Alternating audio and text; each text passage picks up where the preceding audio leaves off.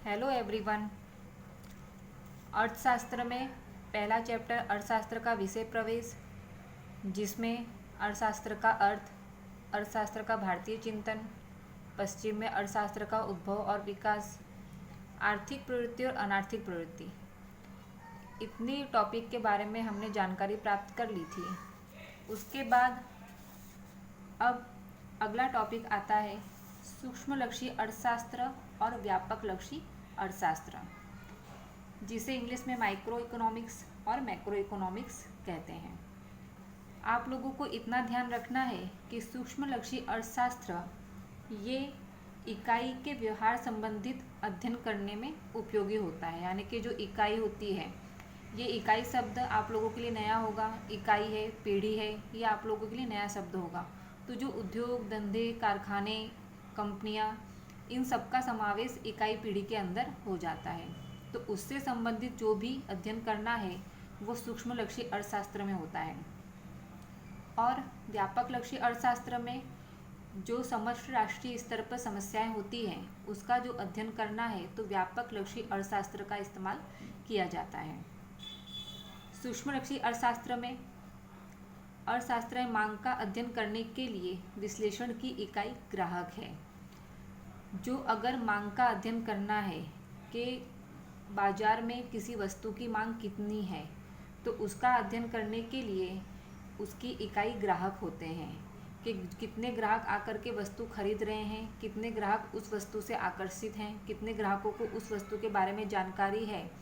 तो ये सारी चीज़ें मांग पर असर करती हैं। तो मांग का अध्ययन करना है तो उसके लिए ग्राहकों के बारे में जानकारी आवश्यक है। उसी प्रकार पूर्ति के बारे में दिया हुआ है। पूर्ति का मतलब होता है सप्लाई। हम जो भी वस्तुएं हैं उसे मार्केट में सप्लाई करते हैं, यानी कि जो भी इकाई है, कंपनी है, कारखाने हैं, वो वस्तुओं को मार्केट में सप्लाई करते हैं, यानी कि वो मार्केट में, बाजार में उसकी पूर्ति करते हैं। तो पूर्ति का अगर अध्ययन करना है, पूर्ति के बारे में अगर पता करना है कि वस्तु की पूर्ति कितनी है, तो उसके लिए पीढ़ी का विश्लेषण करना होता है। पीढ़ी के बारे में जानकारी प्राप्त करनी होती है, क्योंकि पीढ़ी होती है जो पूर्ति करती है। पीढ़ी है यानी कि जो कंपनियां हैं, कारखाने हैं, उद्योग हैं, वही वस्तु बना करके मार्केट में सप्लाई करते हैं। तो अगर पूर्ति का अध्ययन करना है तो उसके लिए पीढ़ी विश्लेषण इकाई जरूरी है। उसी प्रकार से उपभोग की इकाई वस्तु या सेवा है। उपभोग, मैंने इसका मतलब बताया था। उपभोग का मतलब होता है किसी वस्तु का इस्तेमाल करना, सेवा का इस्तेमाल करना। तो अगर कौन सी वस्तु या सेवा का इस्तेमाल करना है उसके बारे में जानकारी प्राप्त करनी है तो उसकी इकाई वस्तु या सेवा होती है। उसके आधार पर पता लग जाता है कि कौन सी वस्तु का व्यक्ति या ग्राहक कितना उपभोग कर रहा है।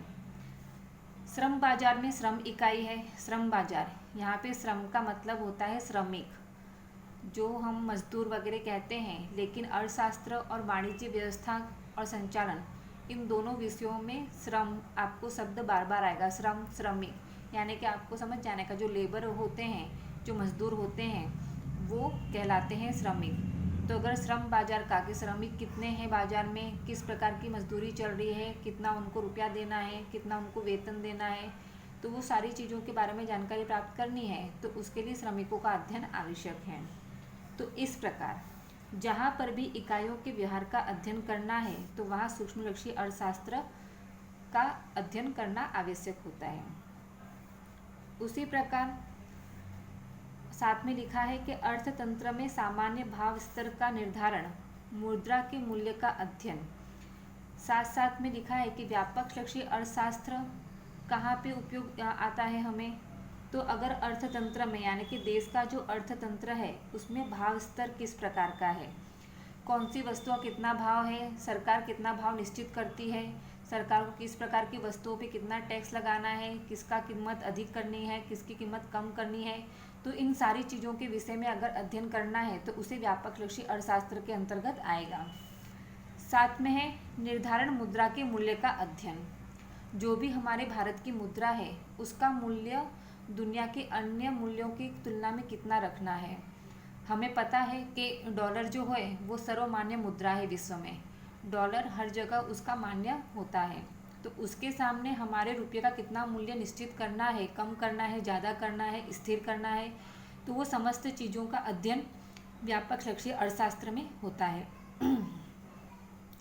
उसके बाद है राष्ट्रीय आय की गणना। वैसे ही बेरोजगारी, गरीबी, जनसंख्या जैसी राष्ट्रीय समस्याओं का अध्ययन व्यापकलक्षी अर्थशास्त्र में किया जाता है। राष्ट्रीय आय पता करनी है कि देश की राष्ट्रीय आय कितनी है, उसकी गणना करनी है, तो उसमें व्यापकलक्षी अर्थशास्त्र उपयोगी है। देश में हमारे बेरोजगारी कितनी है, गरीबी कितनी है, देश की जनसंख्या कितनी है, तो इन तमाम चीज़ों की जानकारी प्राप्त करनी है तो वो व्यापकलक्षी अर्थशास्त्र के अंतर्गत आता है। तो यहाँ ये याद रखना जरूरी है कि सूक्ष्मलक्षी अर्थशास्त्र ये इकाई संबंधित व्यवहार का अध्ययन करने के लिए आवश्यक है, और व्यापकलक्षी अर्थशास्त्र ये राष्ट्रीय समस्याओं के अध्ययन के लिए आवश्यक होता है। तो यहाँ पे इतना ये पॉइंट आपका पूरा होता है। उसके बाद अगला आपका टॉपिक आता है आर्थिक जानकारी की प्रस्तुति। आर्थिक जानकारी किस प्रकार से प्रस्तुत की जाती है, कितनी तरह से प्रस्तुत की जाती है, उसके बारे में बताया गया है।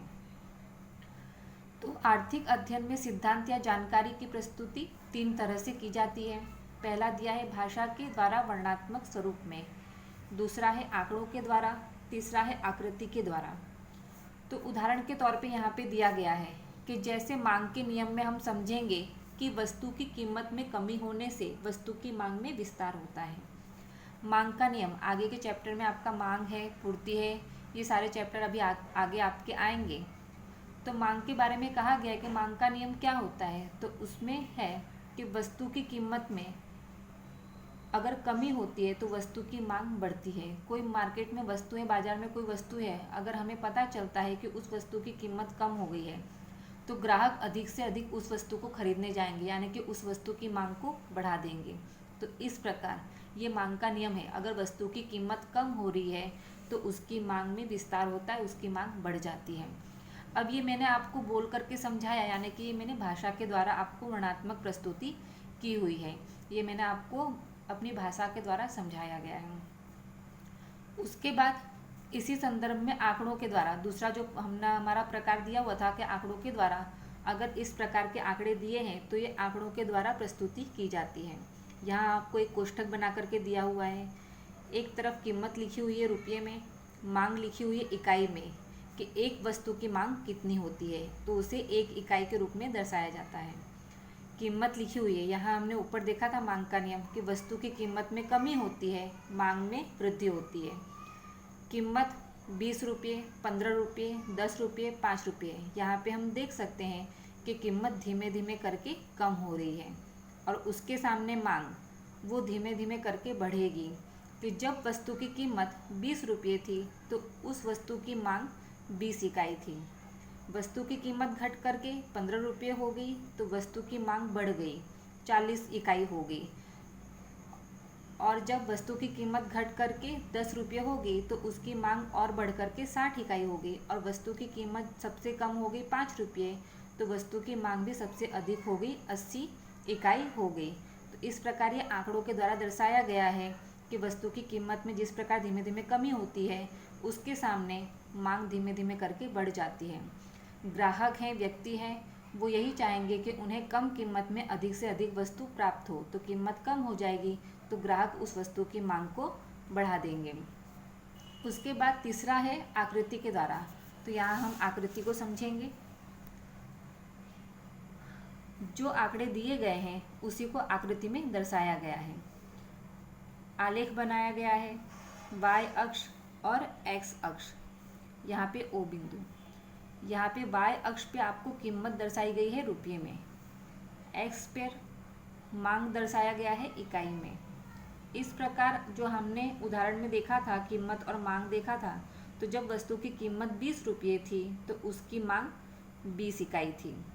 वस्तु की कीमत कम हो करके जहाँ पर वस्तु की कीमत कम हो करके 15 हो गई तो वहाँ पर मांग बढ़ करके 40 इकाई हो गई। तो इस प्रकार कीमत में कमी आती है और मांग में बढ़ोतरी होती है। तो ये आलेख के द्वारा आपको दर्शाया गया है। तो इस प्रकार ये 2 टॉपिक आज हमने समझे हैं। अगला टॉपिक अगले वीडियो में समझेंगे।